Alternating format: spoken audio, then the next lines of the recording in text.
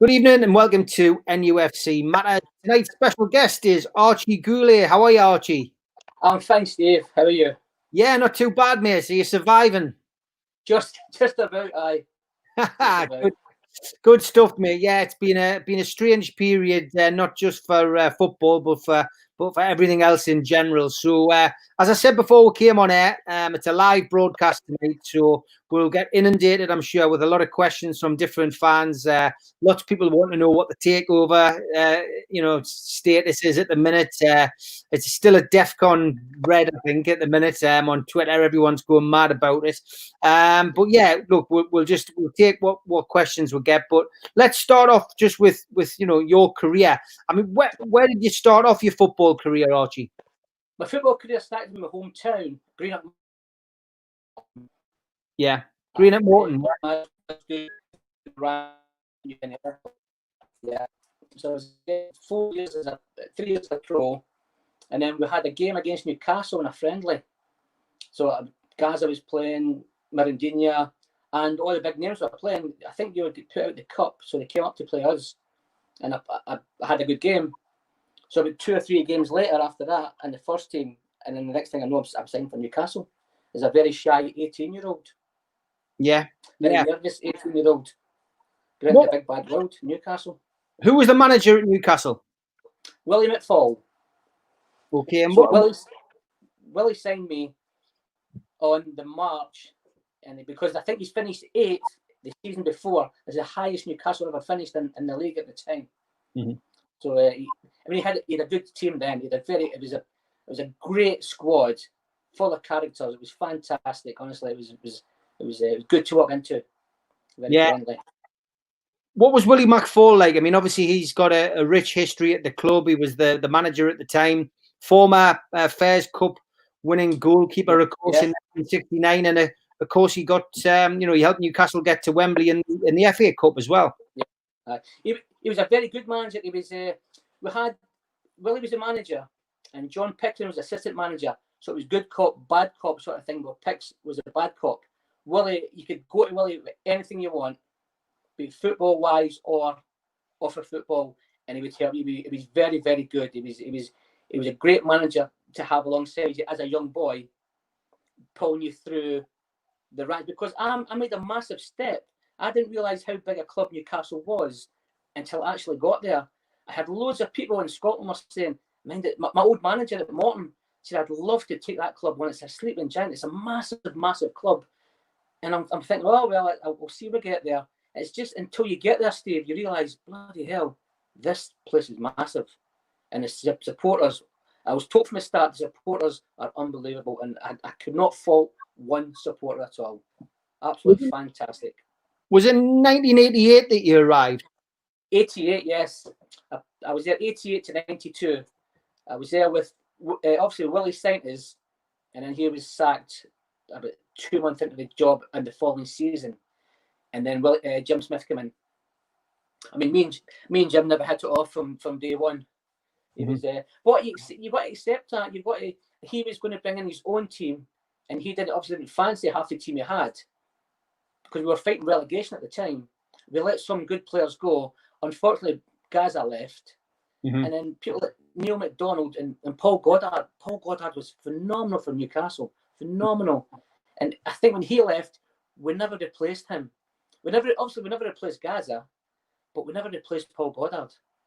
Yeah, who pulls players into a game. He made so many centre forwards. If you think back from Ipswich and West Ham, he made so many centre forwards, but just pulling them into the match. It was fantastic, SARS. And I think that was the biggest downfall we had. We had a few people to maybe replace Gaza with Bogey and people like that who were great players. But I just always felt we never really got the centre forward we needed, replacing Sarge. Yeah. Jeff Carter's asking how old when you moved. I think you said 18 because we lost your reception. I was 18. Oh yeah, I was 18. Yeah. Yeah, good stuff. Chicken Oriental says, "Is Archie Rangers or Celtic?" I'm going to sit there. I'm Green up Morton. If I'm a Geordie, I'm saying Newcastle. So I'm saying Green up Morton. I'm not going to upset anybody. So that's fair enough. It's very diplomatic. my mother's Catholic, my father's Protestant. So I'm half and half. Dom Sprawlin says, which player helped you settle into the club? John Anderson. John Anderson, and he still does. I still keep in touch with Ando. I played in his testimonial. Funny story is, I was looking for accommodation when I had to leave my digs with a flat in the quayside with a lad called Andy Hunt. And I said to Ando, I says, "Oh, it's getting decorated. Can I stay with you for 2 weeks?" He says, "Not a problem, son." I was there 2 years. I lived with Ando for 2 years.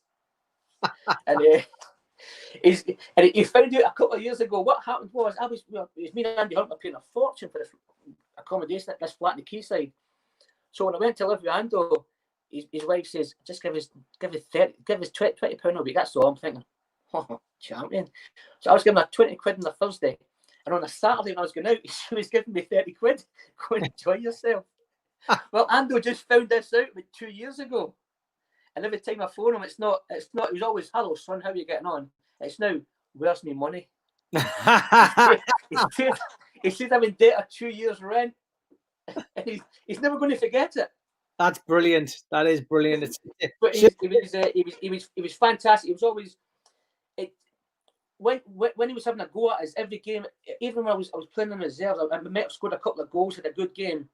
He would always come and watch, and he would never ever say a good game. He'd pick every fault I was doing, and we had a few fallouts over it. But Steve, it takes you until you finish your career. All he was doing was helping me. There's no use saying well done for it. He was picking faults where I was doing wrong. But it takes you to finish football to realise what he was actually doing. And he's told me this day, he says, "There's no use me telling you well done for something you've done well." He says, "You need to improve in things you're not doing well." I mean, which is true. And that's all he was doing. But we had some big fallouts over that, especially in the house. Especially in the house. Ando was definitely, he was fantastic for me, Ando. Yeah, that's great stuff. And of course, John's still a big follower of the club. Obviously, works for BBC Radio Newcastle doing the commentary for the games. The first visit to Benwell, I mean, we've heard some horror stories about the old training ground at Benwell. Was it as bad as everyone says?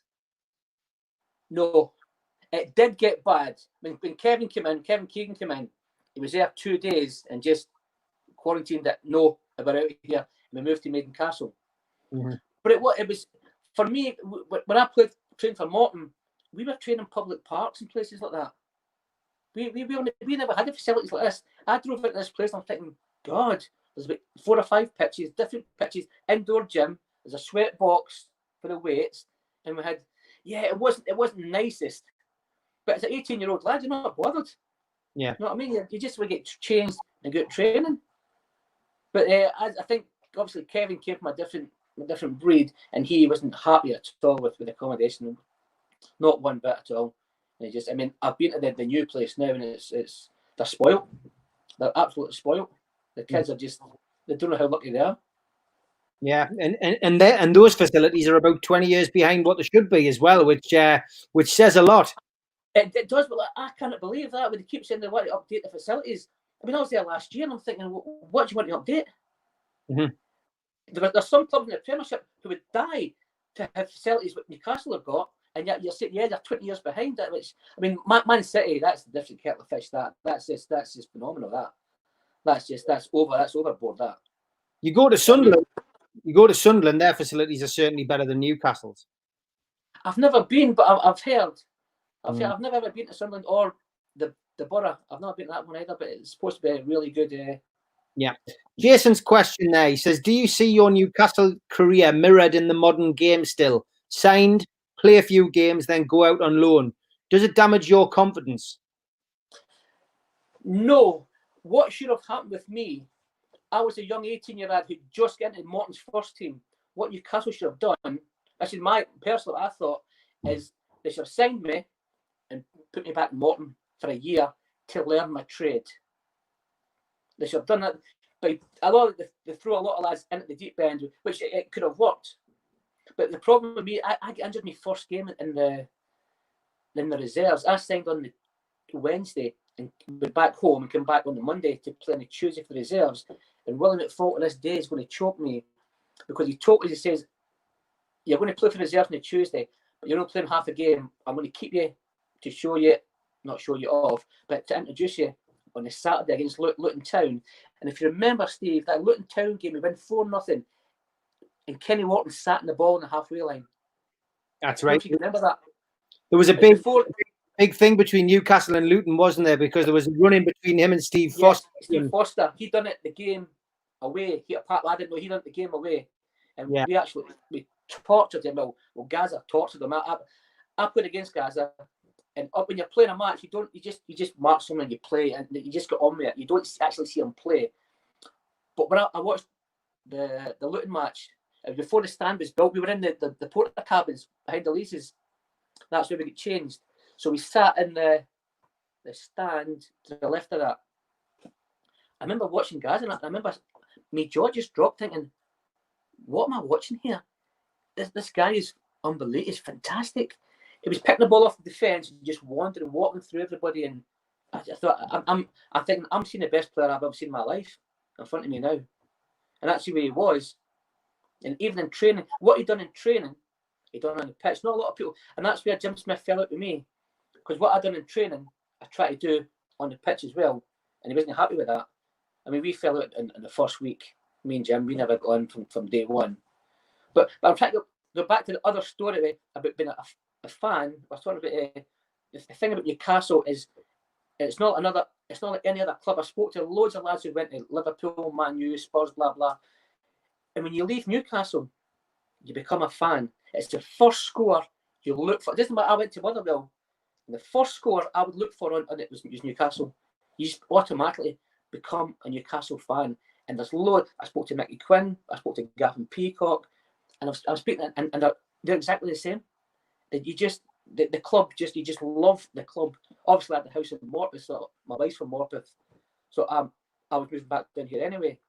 But you just become a fan, and it's not like any other club. And I'm not trying to be biased, but it's not. Newcastle is a different kettle of fish from any other club. Yeah, It drags you into it. It drags you in. It's the first score I look for, no matter where I am, is Newcastle score. Superb, yeah. And even when I was playing, when I was playing, I'd come off the pitch and the first thing I would say was Newcastle score.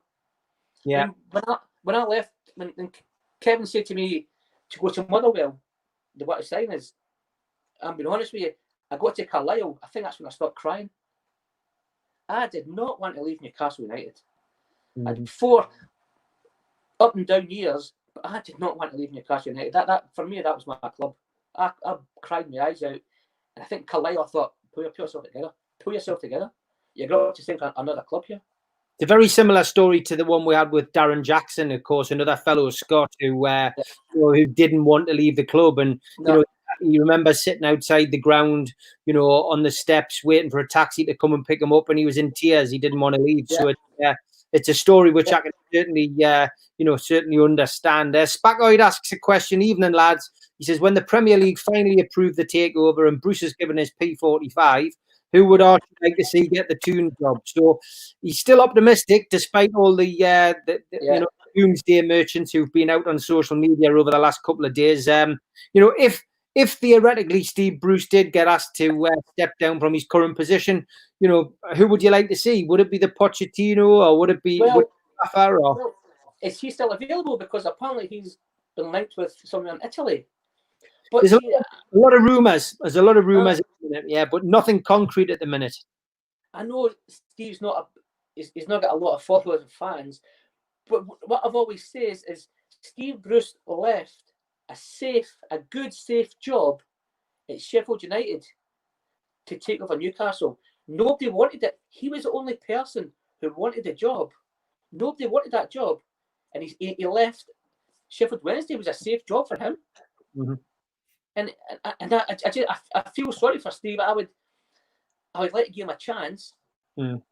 I'd like to give him a chance. But it'd be interesting to know if it gets taken over. You'll see everybody come out the woodwork now saying, "Oh, I fancy it. I've always wanted to be Newcastle manager. Where were you when we really needed you?" Yeah, That's an interesting argument, mate. 100%, because Bruce. My understanding was he was 11th choice when he was appointed as Newcastle manager. Led to believe that Bruce approached the club didn't approach him.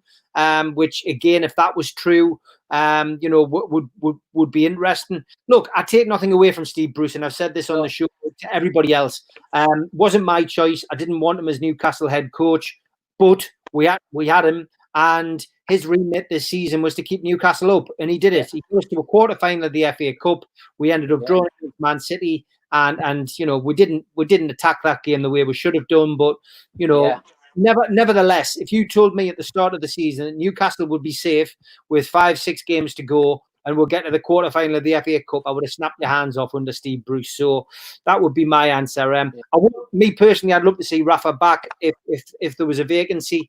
Not everyone's cup of tea. Chris McCarthy, great show again, Steve. I got a message saying Pochettino has declined Newcastle. Is this paper rubbish, or do you think there's any truth in it? I think it's paper rubbish because we still have Mike Ashley as an owner, and he's happy with Steve Bruce. So that's where we're at with that.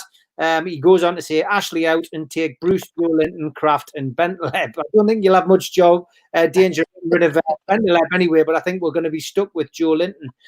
Dan Mills has another day, another load of rubbish in the papers. I'm still confident this deal will go through. We don't want Maurice. He won't take the club where it needs to be. Yeah, that's a strange one, isn't it, Archie, that Henry Maurice has raised his head. And I discussed this with Liam Kennedy from the Gazette on last night's show.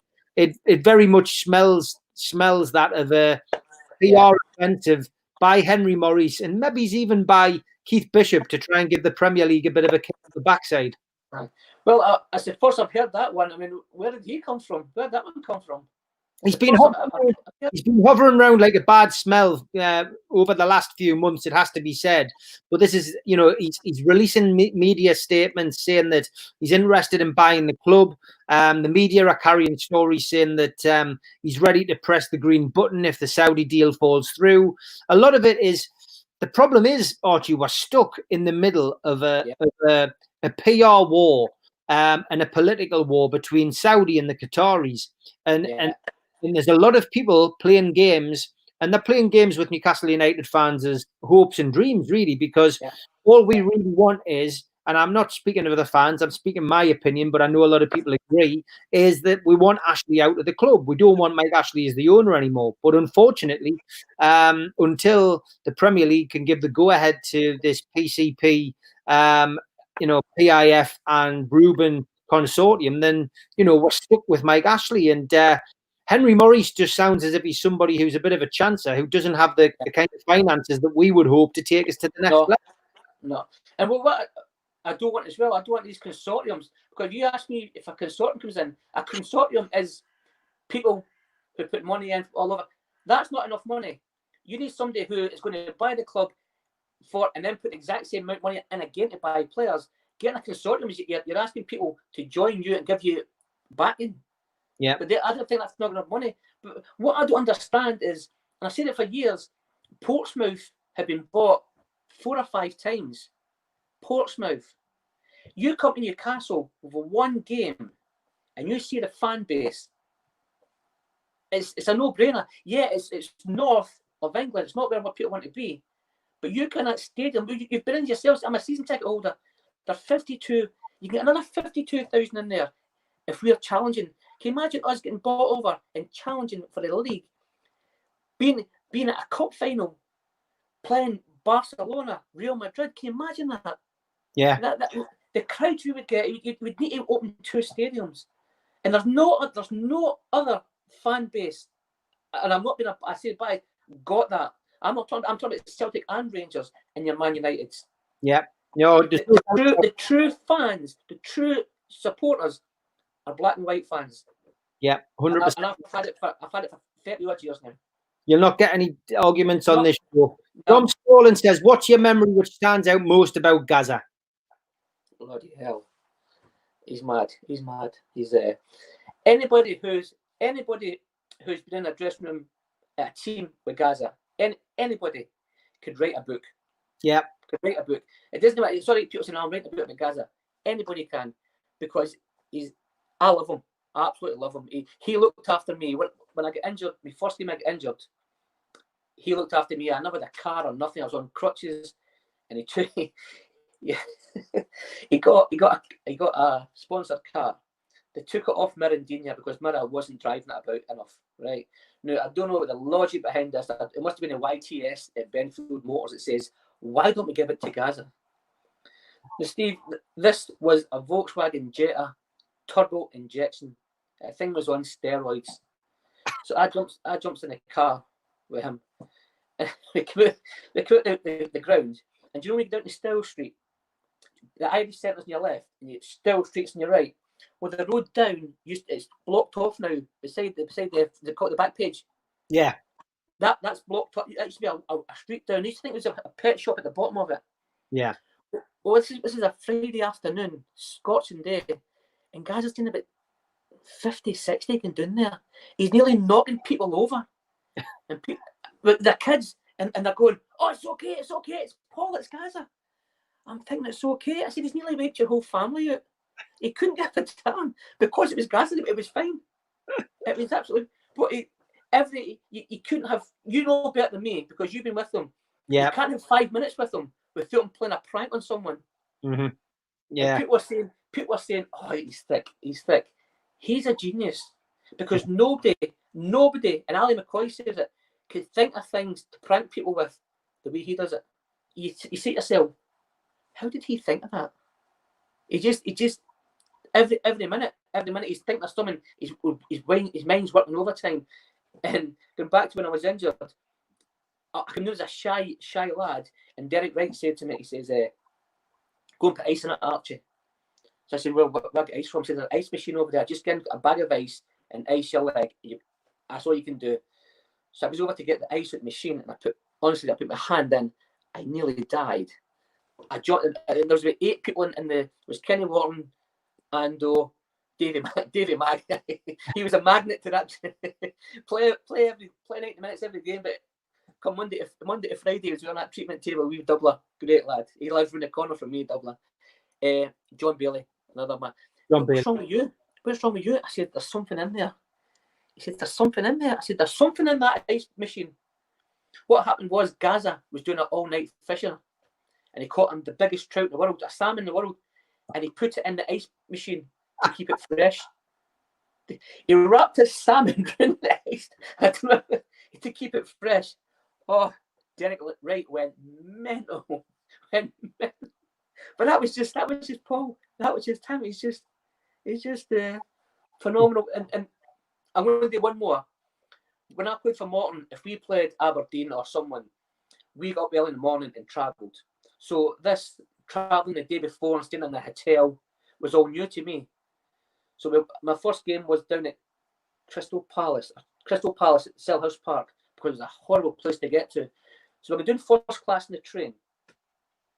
And it was me, Darren, what was it?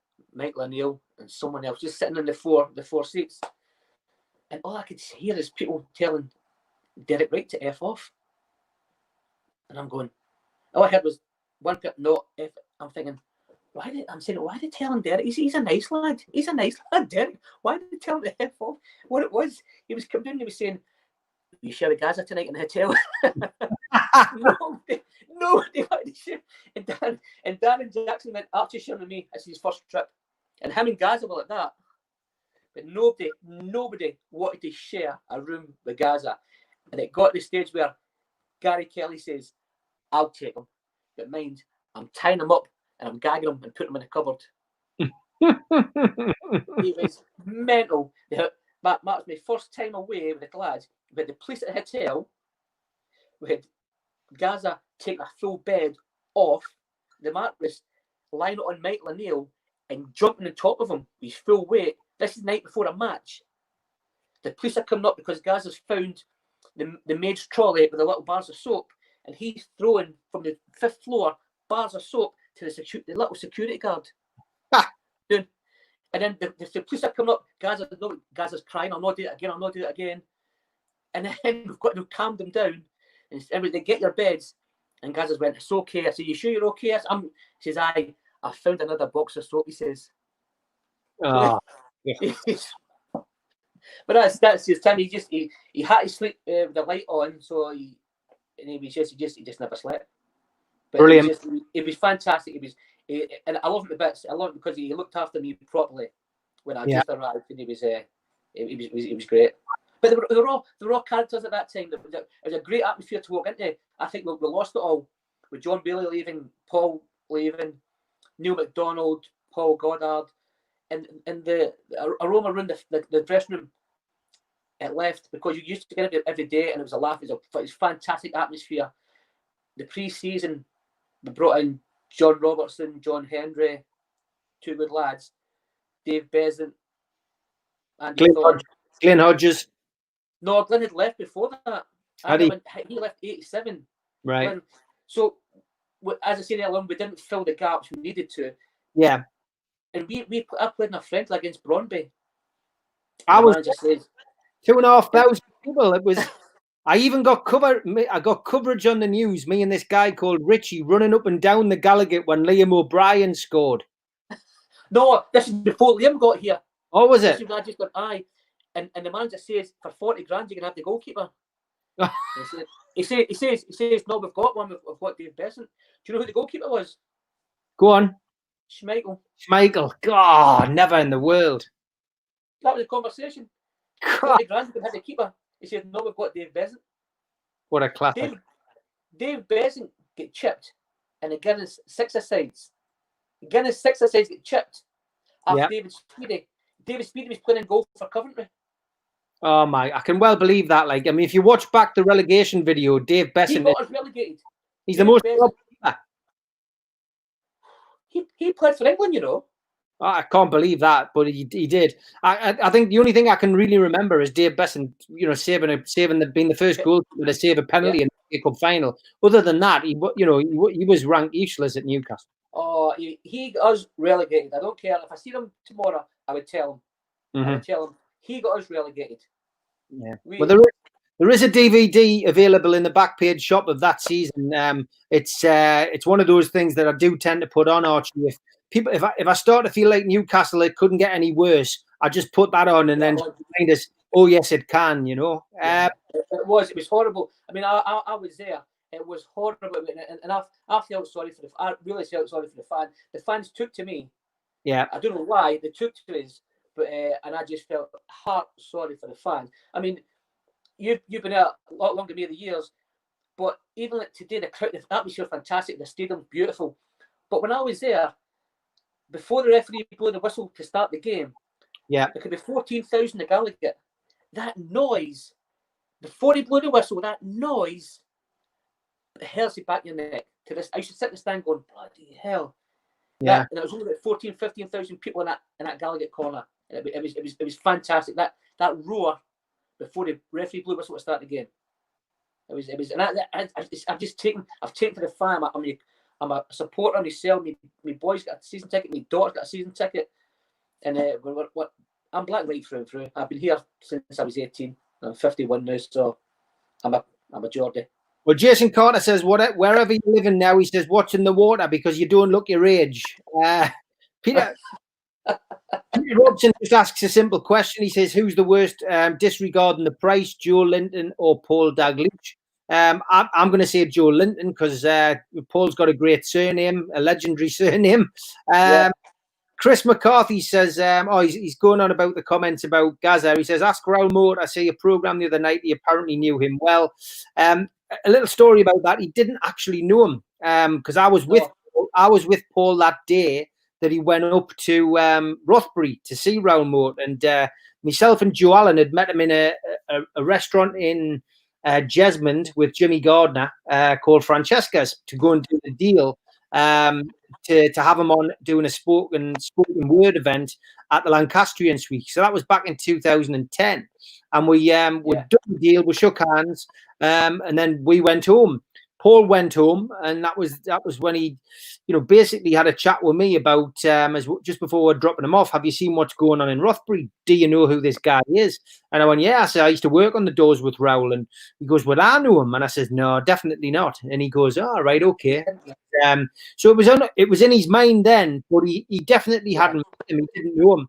So of course, Joe and I were doing a talk in that night, actually, up in Cramlington. And we got to the halfway stage. I think we were doing one with Eric Gates and John Beresford, a Newcastle Sunderland talking.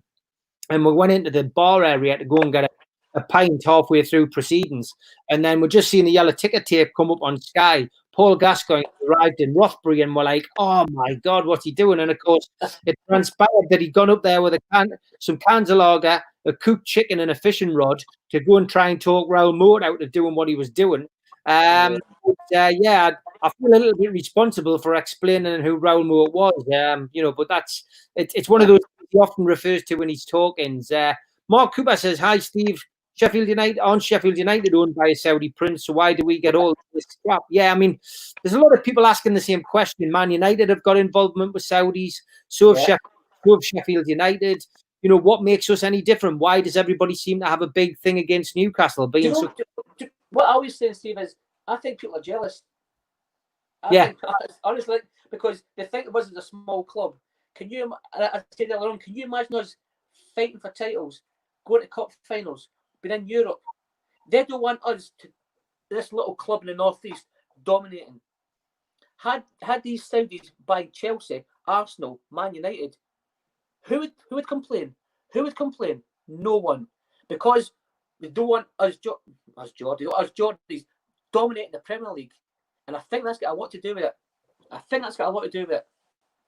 Yeah, these fans deserve more than any other fans.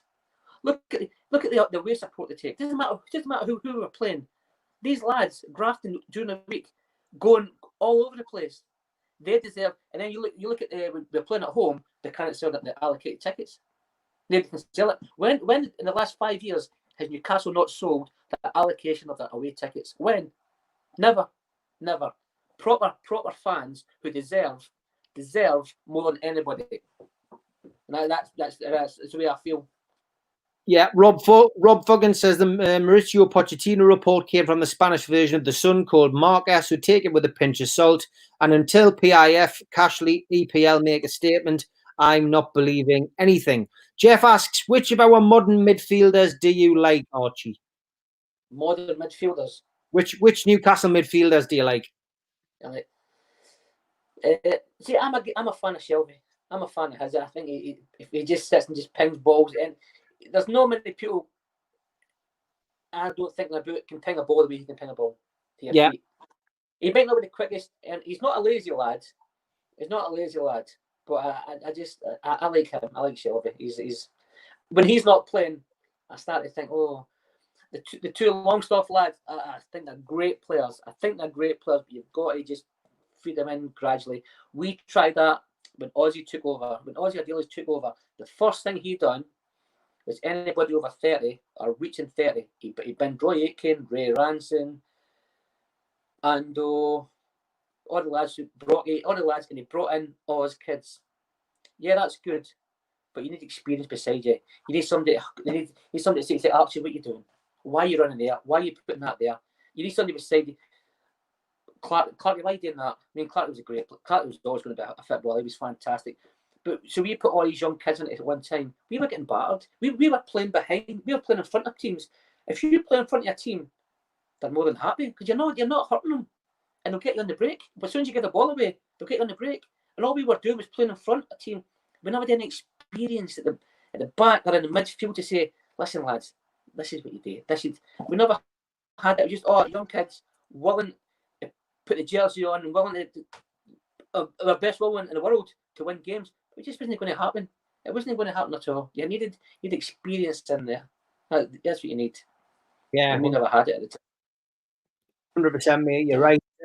What was it like playing with the likes of Clark and that? You know, did you see much of them? Obviously, they were around the club at that time. Ozzy Ardelis gave like the class, like the young players a chance before attack. What was it like playing with them lads and seeing them lads around the club? Well, I played them in the reserves and in training, and they were all going to make it. They were all going to make it. Alan Thompson's, Clark, Steve Watson, Robbie Elliott, Steve Howie. I mean, Steve and I went on holiday together. We had a great time on holiday. I've got some great stories I'll tell you in a minute. They were all great lads, and everybody knew they were going to make it. But you can't just throw them in, Steve. You can't just there you go. We're all new good. You're going to make it. You're all great players, fantastic players, and they've done well for what they've done. But you can't just go. There you go and win us that game. You've got. It's like today. You've got to drip feed the kids, and you can't. You can't just throw them in the deep end. The game's changed. The game's dramatically changed. And you can't just go right. All these kids, can you get? You've got to give them a chance. Put them in. Had a couple of good games. Look at the boy Foden at Man City. I know they've got the players they've got. They put him in. He has a great game. They pull him out. Don't even put him on the bench. They just testing him, putting him in, and let him get his feet. And then I think next season he'll be a starter. They've done it for 2 seasons now. Put him in, dragged him out. Put him in, put him on the bench, dragged him out. And I think that's the way to do it with young kids, especially with a talent like that. And I think we've got some. There's a lad in the corner who I trained as a kid, a lad called Jack Young. I think he's got a great future ahead. A great future. And at the minute, they're just putting him on the bench. And I spoke to his dad the other day, and I said, they're just testing him. They're just putting him in. Let them see how it works. This is what you're supposed to do. And take him out. They don't. He never got on against the other day. I can't remember who he played. But the next game, I thought he might be on the bench. Not. And he done exactly what I thought. Put him in, give him a feel for it, and then take him out again. Mm-hmm. I don't understand in the Brighton game why we didn't give the young lads a chance. I thought he might have. It was a dead rubber. I know you can't do it against Liverpool. There's no way you can put these kids in against Liverpool. No, because it was a Man City game, and his dad said, "Well, I thought you might have put one in the last 5." I says, "Let's put him on for the last 5 and have the run around, and let's put him on against Man City. When you don't get to kick the ball for 5 minutes, what's that going to do to them? Yeah, you need to win against Brighton, as you say, Brighton, get a feel of the ball, a few passes, maybe a shot, maybe. But you play against Man City, you're just chasing shadows. You're chasing shadows, so that's no good to the young lads. They're going to think, "What the hell? What happened there?" Exactly. That's your debut. That's no good. That. Yeah. But I think we've got some promising lads coming on there, so I think the future's bright. I do. Good. That's good. Chris says, I would even pay for one-way tickets for the lot we have. There's so much dead wood. If the bid gets turned down, Ashley will sell St. Maximum and Almiron. Yeah. Easily get 75 million for both of them. I'm worried. James Ray says, evening chaps, just a quick one. If Mike Ashley and Lee Charnley were drowning and you could only save one, would you go to lunch or read the paper? I think I would eat lunch in front of Mike Ashley, definitely. I can't get involved with that. Alan White says, I can't see how anyone can still be confident. There's obviously a major problem. Otherwise, it would have been passed by now. And eventually, the Premier League are just going to say enough is enough and reject. A lot of people feel the same way as you, mate. Brian says, and the new 2021 shirt doing the round, still the same. You can tell Mike has given up. Yeah, I've seen that. Chris McCarthy says, Dodgy Morris earns 7 million profit and he thinks he can pay £350 million. Think he is playing with monopoly money. It doesn't make sense. It's got Bishop's name all over it, says Chris. Yeah, I think a lot of people believe Henry Morris is a bit of a red herring. Jeff, he's reiterating his question. Which of the modern midfielders do you like or most exemplifies the way that you like to play? So maybe he's talking about any midfielder. Is there a one that most exemplifies the way you like to play? I just knew one way, attack. I hate this putting the ball back and playing. I hate that. I just knew one thing. Scottish football is the same. Just attack. So Miggy, I like the way he plays. I like the way he's got one thing in his mind. It's like tunnel vision. But once you get your head down and goes, and I like that. Actually, I always went forward. I never went backwards. I just went forward all the time. That was it. But maybe I was wrong. Maybe that's where I went wrong. I don't know. But I just like to go forward. That's where the goal was. James says, hi guys, what do you think is holding the takeover up now? Reports say they finished talking about the piracy a month ago and the human rights not being involved. I mean, they just seem to be very, very, very cautious with this takeover. I mean, for me, Archie, I've just felt all along that the idea behind the delaying of it was down to Richard Masters making sure he could tick all the boxes with piracy, etc., and just making sure that there was nothing that was going to come and bite him on the backside once he said yes. That was my view. But I think, see, I'm hoping to take over like everybody else. I'm hoping, but these people have got a lot of money. If they were going to jump ship now, they've done it now because they don't need this hassle. So that's the only the glimmer of hope I've got is they're still there. They're still asking the question. Had it been anybody else and saying, well, enough's enough, you don't trust us, I'm out of here, which people have done, but they're still here. they're still here. So it's a glimmer of hope for me and Newcastle fans. Yeah, well, that's all we've got at the minute, because it's going nowhere. It's just going nowhere. Davey Eddy says Richard Keys is saying the death knell is the Saudis stopping BN being shown in Saudi Arabia. I personally think he's wrong. They have every right to ban BN. In my opinion, the takeover is still very much on. Yeah, I'm of the same opinion. I do believe that it, it's still on. And Newcastle have done the deal with PCP. And from my perspective, it's a fit and proper person tests, and if as the press have reported that there's been some query, then that isn't a bad thing, as long as PCP and PIF, the Rubens, have got the answer to that query. And you would imagine the fact that Amanda Staveley has put £17 million up and given it to Mike Ashley would mean that they've done their due diligence and they've done their homework before they've done this bid.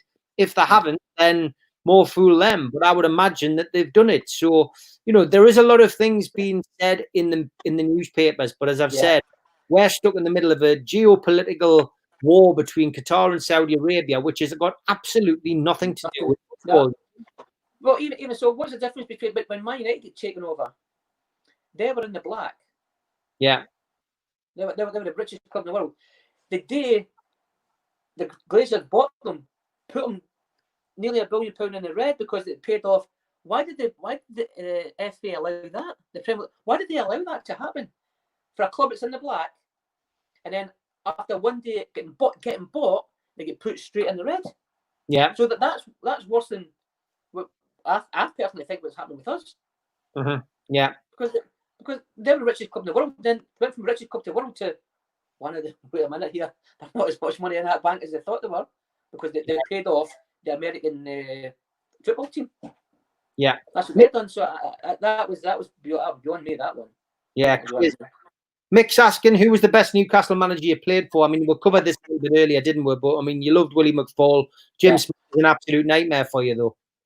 It was. Well, I was in the first team. I won as a sub for Mirandinha at Luton on a Saturday. On the Sunday, I played in the kind of sixer sides. On the Monday, Jim Smith signed. On the Tuesday, I was on the transfer list. But that's what happens, because managers want to build their own team. I appreciate that. They want to build it. Barca with 3 years my contract, so I seen Jim off, and then my contract was finished. Then Ozzy came in. I played against Everton, and he convinced me. Never convinced me, because not that I wanted to leave. But I had a good move back to Scotland. But he said that I fancy as a player. I wanted to sign an extension, and I was happy to sign an extension because it's the club I love. And I didn't want to really leave. But then me and Ozzy fell out. What happened there? I fell out with Jim for not political reasons, but just we'd never seen eye to eye. And I fell out with Ozzy because we're doing a training set. I broke his wrist in a training session. He says it was in. He's getting goals, and he says, don't chip us. You got to fire the ball. So I fired the ball at him, and he tried, and I broke his wrist. So he's having a go at us as I was walking away. I never meant it. And he was having a right go at us. And I turned around and I says, and Mickey Quinn will back us up in this one. I turned around and I says, Ozzy, don't forget, we won the war, not you. Yeah. And Quinny turned around and said to me, have you just said that? I says, I think I have, aye. And the same person. Oh. You dipped out there. And Kevin. You dipped. I don't know. Somebody phoned me. Me. I did the same with Kevin. When Kevin first signed, he fell out with Sir John, and he drove up the A69 and parked in the lay-by. I don't know if you remember that. Yeah. Well, Kevin liked to play five-a-sides at the end of training, and he always tried that little daft flick, and nobody wanted to pick him in their team. Nobody wanted to pick him in their team. He's always last picked, and he wasn't happy with that. So he always, if his team was going to be, say, next goal the winner, and if you scored and it wasn't his team, no, next goal the winner. So I stood there, and we scored, and he said, no, next goal the winner, and Quinny was going, oh, Gascoigne, we're finished. And I said, oh, well, let him score, and we end up in a lay-by in the A69 again. And Quinny went, he's just heard you, by the way. So the next day, Steve, he says, Motherwell want you. I thought, I can't keep my mouth shut. I thought, oh, nightmare. No, that just kind of a joke. Well, that's it. Craig Southgate says, Steve, out of 10, how confident are you now the takeover will go through with all this rubbish in the press? Still 10, mate. Still 10. Liam says, yeah, got to be confident. If Mike Ashley stays, will be another Leeds United. Jason says, I agree with Steve. I think we'll hear something after Sunday's game. I definitely think that will be the case. Josh says, if and only if the takeover does not happen, what would the legal ramifications be for the Premier League if they appeal it? I saw the answer to this from a legal on Twitter today, basically just saying, yeah, there would be an appeal, but the Premier League wouldn't be able to comment, and then that would have to take course, you know. But you know, if they knocked it back, then it would put the club in limbo. It would put the club in limbo. I'm not sure how Mike Ashley would feel about that. What the agreement is between Mike Ashley and PCP, whether his time for giving them exclusivity would mean that the appeal process would be included in that. It would be interesting to see. Jeff says yes, end of season that it'll be announced. Graham Knox says reason I'm still confident is because if it's such a concern to the Premier League, then they would have kicked it out already. End of the season, the deal will go through, and no gatherings out of St James's Park at the match. Spacoid says if they were going to knock the takeover back, they would announce it immediately. Jason says exactly, Archie. The PIF are about as big as it gets as far as investors are concerned, and the fact they haven't walked away yet speaks volumes. Tom says, evening lads, evening Tom. John says if COVID hadn't happened, the takeover would have happened after the season. I'm 100% convinced we will hear news on Monday. The important parties have kept quiet. The rest is white noise. Mick says you joined a club that had finished 8th but failed to build, selling Gaza Goddard on our way to a relegation battle. The Sack the Board campaign was what was it like in the dressing room at the time? We never get involved with that. We had a job today, right? All right, we never done a well job of it, but we never get involved with all that. That was nothing to do with us. And if people say it affected them, it never affected anybody. People use that as an excuse because we get relegated. We get relegated because we never rolled our sleeves up and dug our heels in. That's where we get relegated. Yeah, we never bought the right players, but we get relegated because we weren't good enough. End of story. That's the top bit. We weren't good enough, and we let the fans down. And so it wasn't a case. The takeover was nothing to do with us. It was we couldn't get involved. We couldn't do anything about it. It was nothing we would say would change the matter what's happening. The only good thing was we Freddie Fletcher, he was my director at Morton, and I got on well with Freddie. He was great, Freddie. So I got some inside information what was happening, but obviously I kept it to myself. But it was that we knew nothing about. We knew nothing was going on. We were just supposed to do our job, and we never done it properly. That's the end of the story.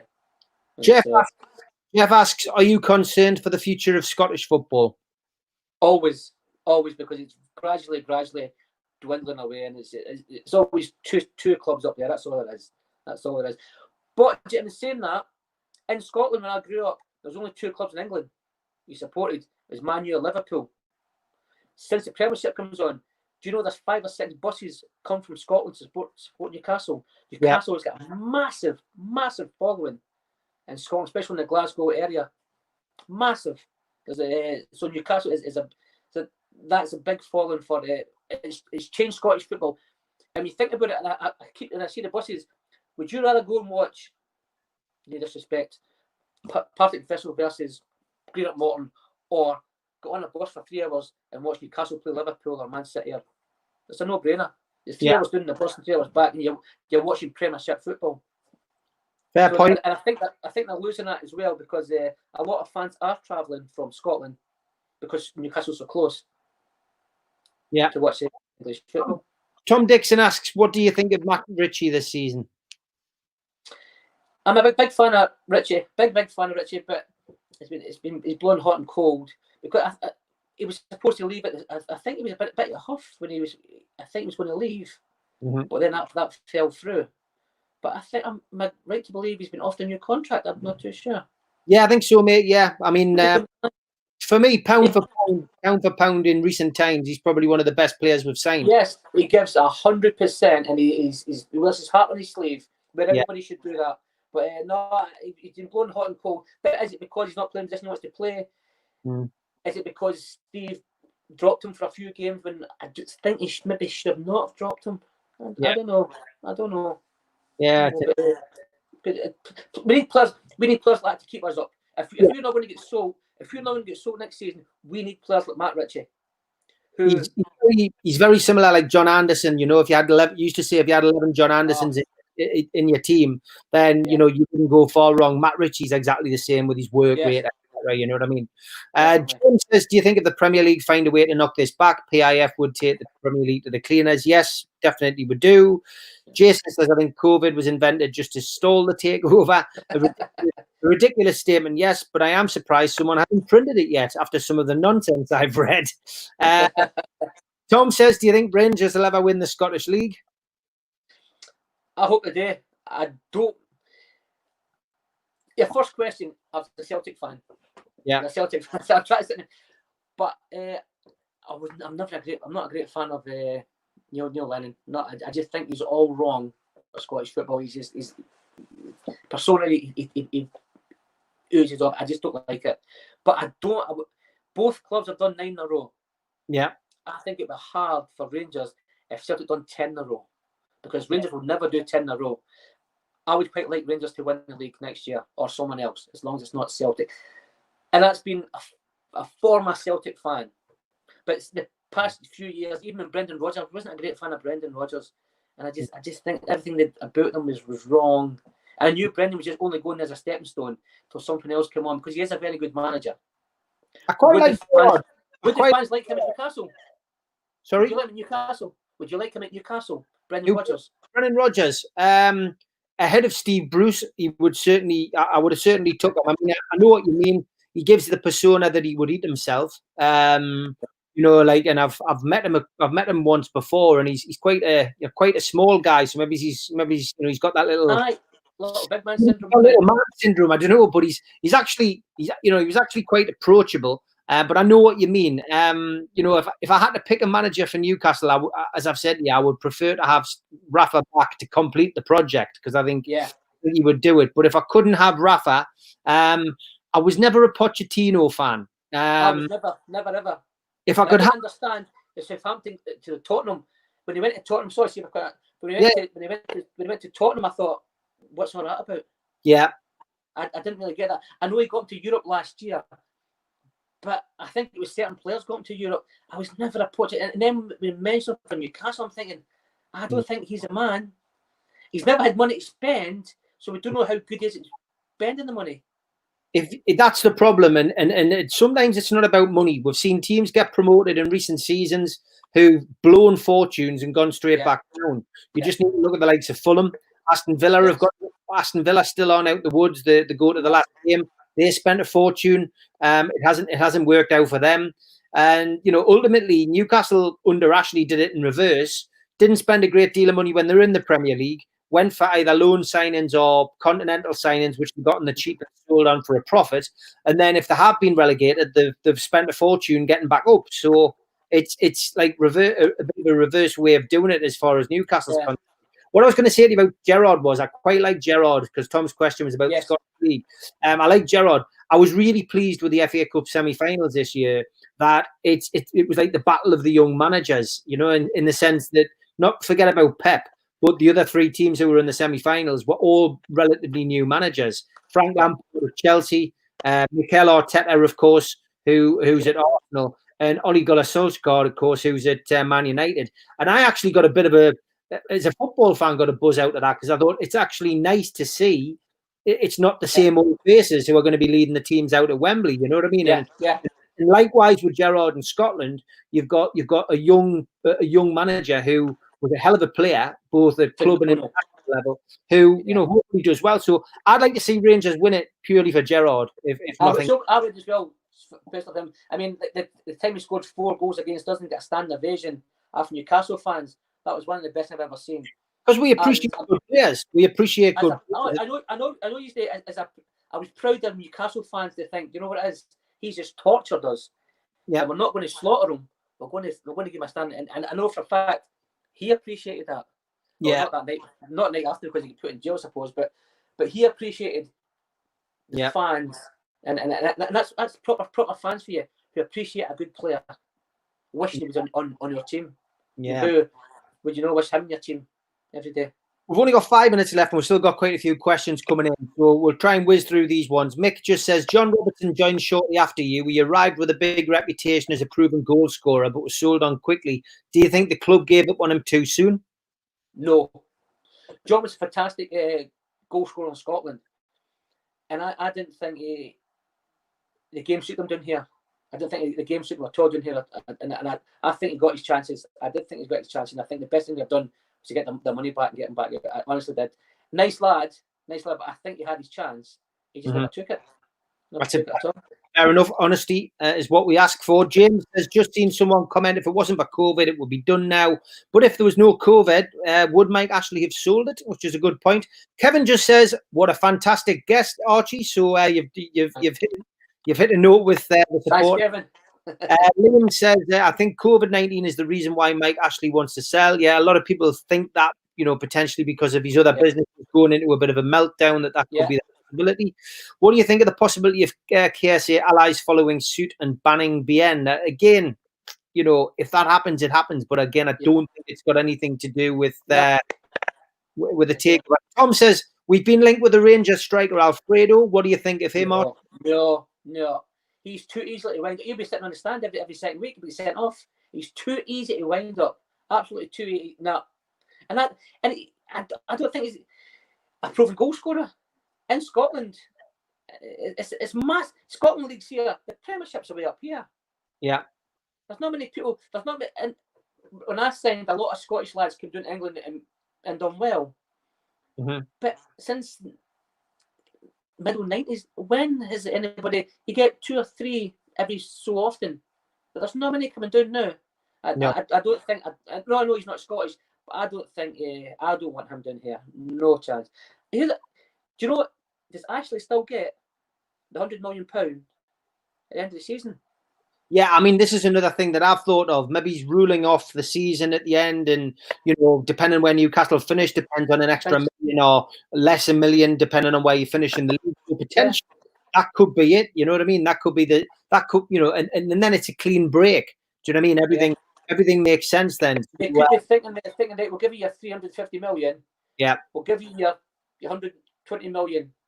Yeah. And you just say it by that's you. We're not paying you that. You're getting that off. Potentially. And then it's going to be a clean sweep. That's what I'm thinking. That could be the case. Liam says, how would Celtic do in the Premier League, do you think? Yeah. No. They get a good goal. I would think mid-table. Yeah. Fair enough. Liam says, I'd take Brendan Rodgers at Newcastle, but won't leave Leicester for us, even if the takeover happens.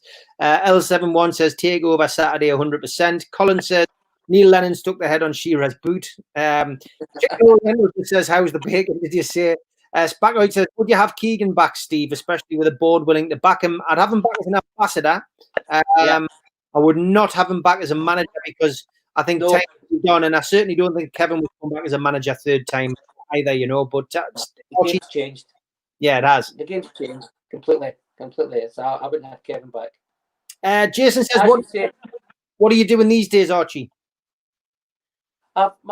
My family got a family business in Newcastle. My brother owns the business. I'm the manager of a food company in Bladen. Yeah. So we've got a food company in Bladen. So we supply food all over the north, from Berwick, North Yorkshire. So I've got 15 vans out every day. George Green, which was the name of his granddad, who was a referee. Hi, George. He says, I prefer Eduardo from Celtic. Tom says, would you have Scott Brown in the Premier League? No, again, I don't think. A few years ago, maybe, yeah, but not now. I think he's got a year or so left. I wouldn't have him. No. That's fair enough. John says a lot of goodwill messages coming in for you. Archie, clearly an adopted Geordie. Great to see the passion for the club and city. Thanks for coming on. What a great guy.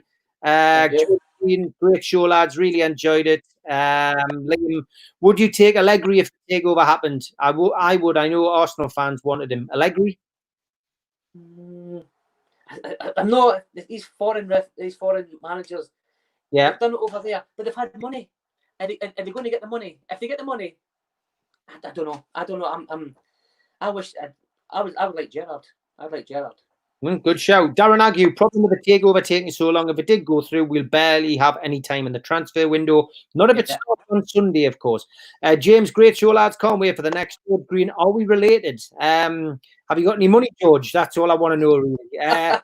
Archie, been an absolute pleasure, mate. Thanks for coming on, and stay safe through the rest of this horrendous situation. I look forward to catching up with you, hopefully at the Paddle Cup when we get it rearranged. Yes, I can. Can I just say two things? All I've got left is I wore the number 9 shirt for the first team against Hull City away. That's best memories I've got for Newcastle, and winning the man of the match in a North East derby against Borough and Rumblers Cup. I've got my memories. That's all I've got. And my son and my daughter can say, my dad wore a number 9 shirt for Newcastle. There's not many kids can say that. But I'm black and white through and through, so that's all I'm going to say. Any last minute mentions for the Newcastle fans? Anything you want to say to the fans? Just do what I do. Just stick with them. It doesn't matter who's got that club. There's 52,000 going to be there. It doesn't matter. It doesn't matter who you.